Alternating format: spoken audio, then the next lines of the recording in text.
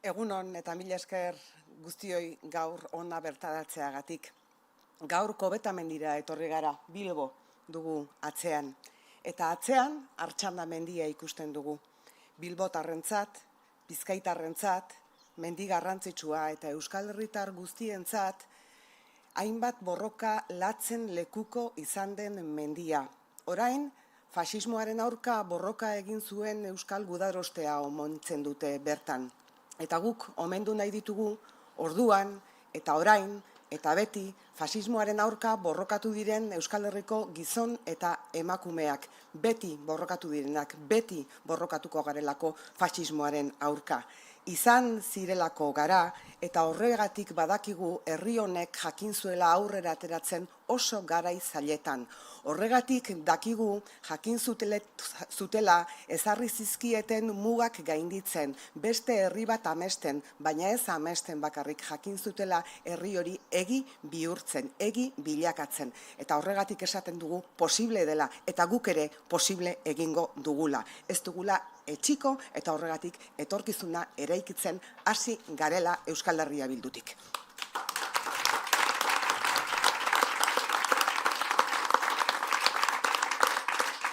Gaur hemen bildu gara ni, gu, Euskal Herria Bildu, eta nik, guk eta Euskal Herria Bilduk gure 10 konpromiso gehi bat zuenganatu nahi ditugu. 10 konpromiso gehi bat uztailaren 12tik aurrera martxan jarriko ditugunak. 10 gehi bat, 11. 11 lan egiteko prest gaituzuelako, 11 lan egiteko ilusioz gaituzuelako, pasioz gaituzuelako, prest gaudelako. Azken aste eta hilabeteetan, sarritan esan izan dut politika herritarren ongizate komunaren bilaketa gisara ulertzen dugula. Eta orain politika ulertzeko modu hori gizarteratu egin behar dugu. Ahalik eta jende gehienarengan ongizaten maila hori iritsi dadin. Inor bazterrean ez usteko. Normaltasun berria hitz egiten digute deskonfinamendu sasoi honetan. Normaltasunetik zer duen ez dakit oso ondo. Euskal Herria Bildun oso arduratuta gaude adibidez COVID-19 agerraldi berriekin. Eta gardentasuna eskatzen dugu. Azkeneko agerraldietan gardentasuna falta izan delako eta herritarrok merezi dugulako gertatzen ari denaren inguruan egia osoa jakitea, gardentasuna. Ez dakigu normaltasun hau zer den. Baina badakiguna da gure bizitzeko modu eta erabakiak bai politikoak eta bai pertsonalak birpentsatu beharra suposatu duela. Gure osasuna, gure ohiturak, gure egoera ekonomikoa, eta guk geu ere maila batean aldatu egin gaituela. Norabide horretan, esan nuen orain dela astue batzuk, nire ezkerreko eskua luzatzen dudala, gure ezkerreko eskua luzatzen dugula, sentsibilitatez eta empatiaz, jendearen kezkak jasotzeko, jendearen beldurrak ulertzeko, jendearen nahiak zeintzuk diren jakiteko, eta hoiei guztiei erantzuna emateko ezkerreko eskutik, feminismotik eta subirautzatik gure soluzioak emateko. Erabaki hoien aurrean izango gaituzue laguntzeko prest eta politika publiko indartsuak bilakatzeko prest gaituzue. Etxean egon garenean txalo egin dugu arratseko 8etan, egun batean bai eta hurrengoan ere bai txalo egin dugu medikuei, garraiolariei, erizainei, zelariei, garbitzaileei, apal betetzaileei txalo egin diegu. Orain txalo horiek politika publiko bilakatu behar ditugu. Izan ere, politika publiko bilakatu ezean, alegin horrek, egin dugun alegin guzti horrek eta txaloak ez baitute ezertarako balio izango. Keinuetatik politikara pasatzeko unea da. Eta horretara gonbidatu nahi zaituzet, keinuetatik, txaloetatik politikara pasatzea. Txaloak politika publiko bihurtu, txaloak babes sare bihurtu, txaloak adinentzako leku egoki etxe bihurtu, txaloak gazteentzako bizitza proiektuak garatzeko aukera bilakatu behar ditugu. Hori da orain txaloek hartu behar duten irudia, horretarako egin dugu txalo. Gure txaloak zuentzat dira eta gure alegina ere zuentzat izango da. Gure alegin guztia, Euskal Herria Bilduren alegin guztia ere zuentzat izango da, ez zalantzarik izan. Eta hori uztailaren 12an bozkatuz lortuko dugu. Milaka txalo, milaka papeleta bilakatu behar ditugulako. Egindako lana eskertu ezik, erizain, mediku, irakasleen lana eskertu ezik, murrizketarik gabe lan egin behar dutelako. Murrizketarik gabe aritu behar dutelako. Guztiak hartu behar ditugu kontuan eta lortu behar dugu herri honek saltu handi bat ematea, jauzi handi bat ematea. Askoz ere hobeto bizitzeko, gu guztiok askoz ere hobeto bizitzeko. Vivimos tiempos de volatilidad e incertidumbre, complejidad y ambigüedad. Estos tiempos creo que son imprescindibles para hacer diferentes reflexiones y en estos tiempos creo que hay que ser transparentes con nuestras prioridades y con nuestras políticas y explicarlas claramente. Por ello, hoy os presento mis 11 compromisos, nuestros 11 compromisos, los 11 compromisos de Euskal Herria Bildu. Horregatik nire izenean, personalki gure izenean, talde honen izenean, Euskal Herria Bilduren izenean, gure 11 konpromisoak aurkeztu nahi dizkizuet. Bat, osasun publikoa indartzeko konpromisoa, murrizketekin eta prekarietatearekin amaitzeko, lehen arreta berrindartzeko, lanpostuak sortzeko, daudenak egonkortzeko eta osakidetzak izan zuen maila eta izan behar duena garatu ahal izateko. 2. Compromiso con el empleo y la protección de las trabajadoras y los trabajadores. Apostamos decididamente por el empleo de calidad, por el empleo que nos permita llevar a cabo un proyecto de vida. Proponemos un pacto de empleo para no perder empleo, para que el empleo no se precarice, para que no aumente la brecha salarial, para atender a los colectivos más vulnerables, mayores de 45 años, los que más dificultades tienen para conseguir en tiempos de crisis empleo. Proponemos una semana laboral de 35 horas, un logro de la clase trabajadora, repartir el empleo que tenemos. Un salario mínimo de 1.200 euros y el compromiso de que se cumpla el acuerdo firmado en Madrid para que se derogue la ley de reforma laboral. 3. Industria sendotzeko konpromisoa, berreraikuntza eta susperraldi industriala. Inbertsio publikoko funtsa sortu euskal enpresa estrategikoetan. 2024 barne produktu gordinaren 3% ikerketa eta garapenean inbertitzea eskatzen dugu eta proposatzen dugu eta egingo dugu. Erreskate plan bat krisian dauden enpresentzat eta adimen ekonomikoaren euskal zentroa osatzea. Begirada bikoitza, gaur ditugun arazoei erantzuteko, orain ditugun arazoei erantzuteko eta epelaburrean eta epeluzean izango ditugun arazoei erantzuteko. Compromiso de cuidado a la ciudadanía. 4. acuerdo. Compromiso de acuerdo de la ciudadanía.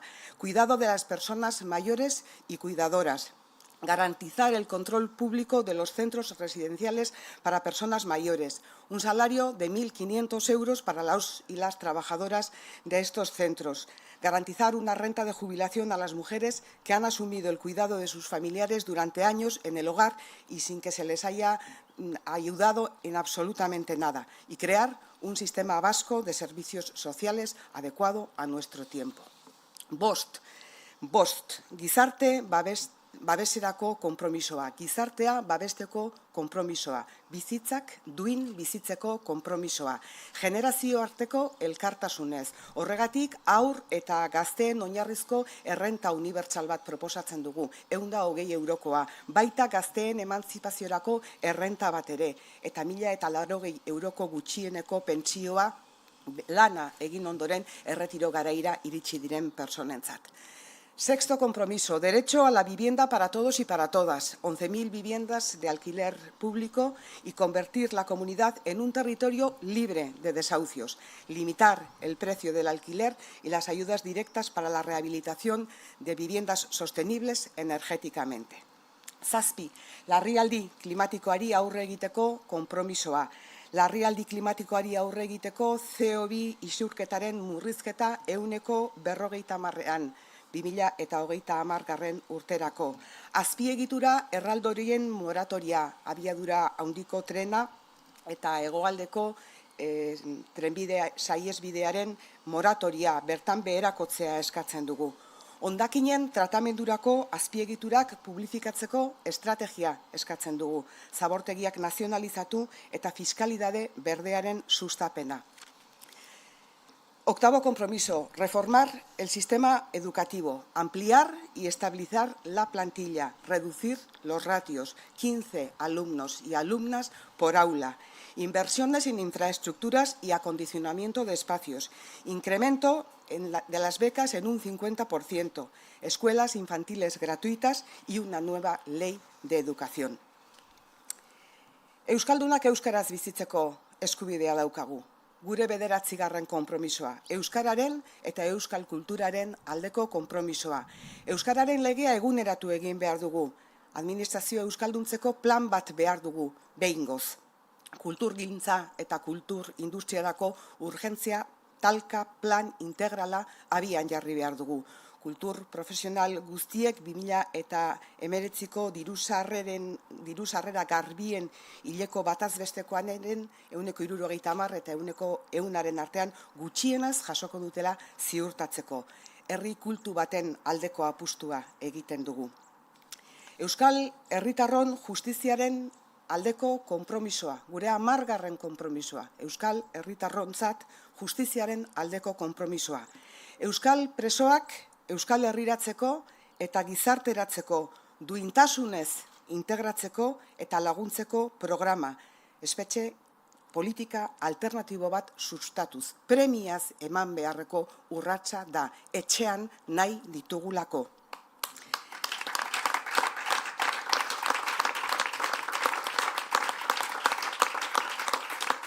Delituen biktimentzat erreparazio neurriak. Neurri horiek bermatzeko plan bat nahita nahiezkoa da. Guztientzako egia, guztientzako reparazioa. Eta aste honek eman digu honen inguruan hausnartzeko paradarik ere. Estatuaren impunitatearen aurrean justizia eskatzen dugu beste behin ere. Baina Euskal Herritarrentzat justiziaren aldeko konpromisoa esaten dugunean, ustelkeriaren aurkako bulego publiko bat eratzearen beharra ere ikusten dugu. Zero ustelkeri, esaten dugu Euskal Herria Bildun eta horrela betetzen dugu, baina horrelako herri bat nahi dugu. Ustelkeriak tokirik izango ez duen herria, irregulartasunek tokirik izango ez duten herria nahi dugu. Eta Euskal Herria guztiontzat justoa izango baldin bada, indarkeria matxistari aurre egiteko Euskal Ituna ere bermatu behar dugu eta osatuko dugu. Ez da posible emakumeak hiltzea, bat azbeste hilero onelako kasuak ezagutzea. Indarkeria matxistari aurka egin behar diogu, arlo guztietatik egin behar diogu aurka, baina guztietara itun hori ere beharrezkoa dela iruditzen zaigu. 10 konpromiso, 10 gehi bat, 11. Estatus politiko berria lortzeko konpromisoa. Euskal Herria Bildu, Euskal Errepublika independente baten aldeko formazio politikoa da. Beti esaten dugu eta argi esaten dugu. Baina batez ere nahi dugu Euskal herritarrek, herri honetako herritarrek erabakitzeko eskubidea izatea. Eskubidea izatea. Horixe da azpimarratzen duguna. Eskubidea izateko eskubidea. Aurretik aipatu ditudan 10 konpromiso horiek egikaritzeko beharrezko da guk geure instrumentu politikoak izatea. Gaur egun ez da posible eta pandemia honek argian utzi dituen kosturen artean horixe da argitan utzi duen beste bat. Beharrezkoa da estatu bat izatea herri honi erantzunak emateko. Hauek dira gure konpromisoak, 10 gehi bat. Garrantzitsua da egingo duguna, baina garrantzitsua da nola egingo dugun ere. Egingo dugu partekatuz, egingo dugu elkarrizketatuz, egingo dugu kontsentsuak bilatuz. Indar komunitarioa aktibatuz, herri honek sekulako indar komunitarioa daukalako. Indar komunitario hori aktibatuz, inteligentzia guztia batuz, elkarrizketaren bidez. Guk guztiok herri hau egin behar dugunaren guztiok protagonista izan behar dugu, eta herritar guztiek protagonista izan behar dute. Normala da, jendea une honetan beldurtuta egotea, kezkatuta egotea, bai ohitura aldaketekin, bai osasunarekin, eta garrantzitsua da erakunde publikoek zer nolako erantzuna ematen duten. Eta adibidez Urkulluren lehentasunak oso argi geratu dira aste honetan. Europak berriro ere barregarri utzi duen abiadura handiko trenaren defentsan ikusi dugu berriro ere. Eta gal auziarekin zer erantzun eman du Urkulluk? Zer erantzun eman du Urkulluk estatuaren impunitatearen aurrean? Ikusi dugu hori ere. Eta ikusi dugu, Rebillaren ondoan, Kantabriara begira, Euskal Herriko mugak aztuta. Euskal Herria zer dan, zer osatzen dugun, zer zazpi lurraldek osatzen dugun aztuta.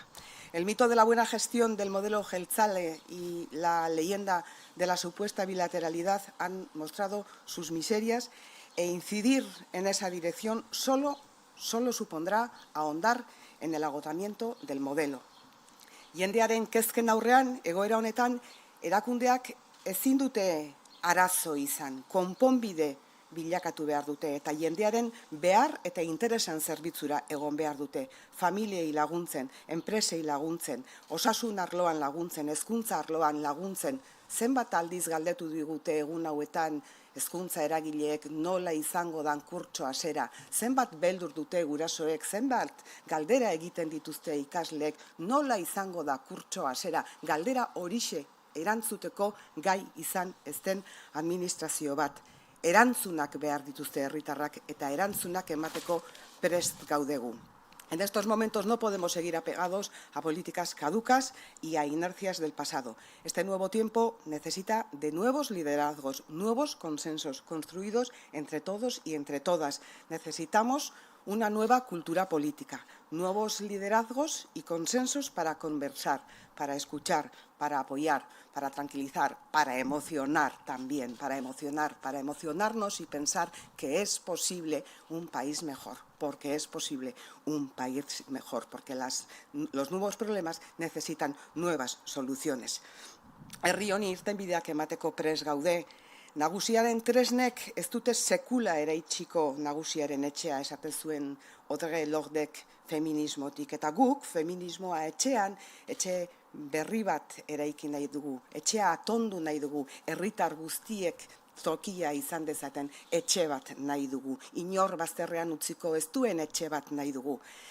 Porque yo di el paso a la política como mis compañeros y compañeras para ayudar a esas personas que temen por el futuro de sus hijos y de sus hijas y que viven en una crisis permanente desde 2008 y que ahora se les vuelven a presentar las mismas respuestas que en aquel momento. Politikan gaude gu guztiok eta politikara urratsa eman genuen gu guztiok, azken hamarkadetan murrizketak jasan eta baldintza txarretan euren osasuna arriskuan ikusi duten COVID-aren garaian lan egin duten mediku, erizain, zelari, garbitzailei esateko euren alboan gaituztela. Geure txaloak lehen esan dudan bezala bereientzat direla, baina geure lana ere bereientzat izango dela. Trabajamos a diario para que todas aquellas mujeres que sufren antes y durante el confinamiento malos tratos tengan la esperanza y la comprensión y el apoyo de las instituciones vascas. Al fin, en Euskal Herria Bildu trabajo y trabajamos para no dejar a nadie de lado, y menos en esta situación tan crítica. Estamos aquí para afrontar los problemas, no para ver cómo pasan los problemas. Estamos para afrontarlos.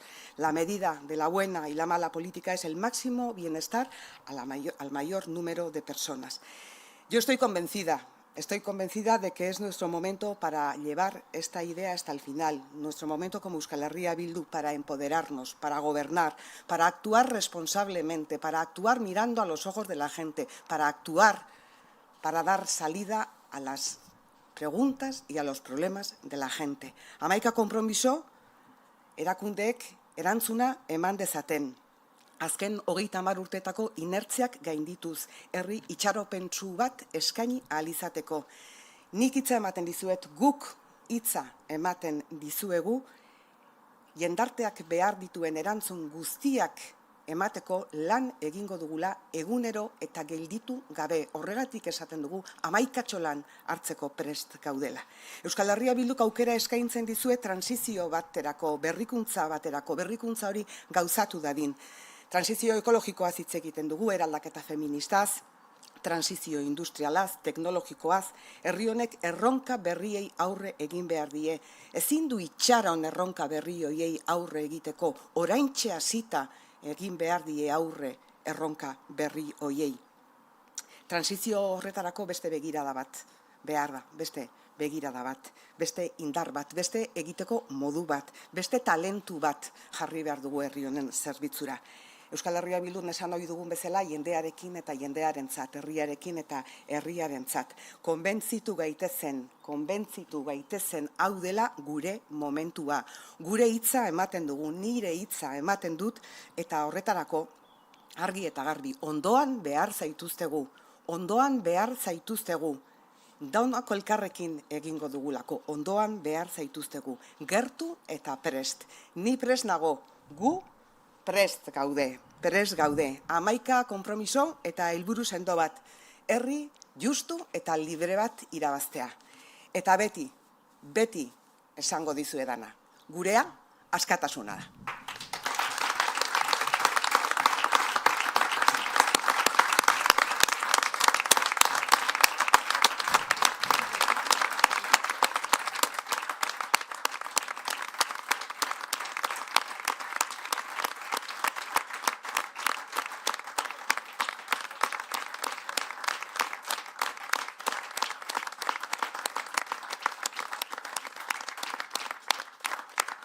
Ya está, nahikoa txalo egin dugu. Venga, beserka.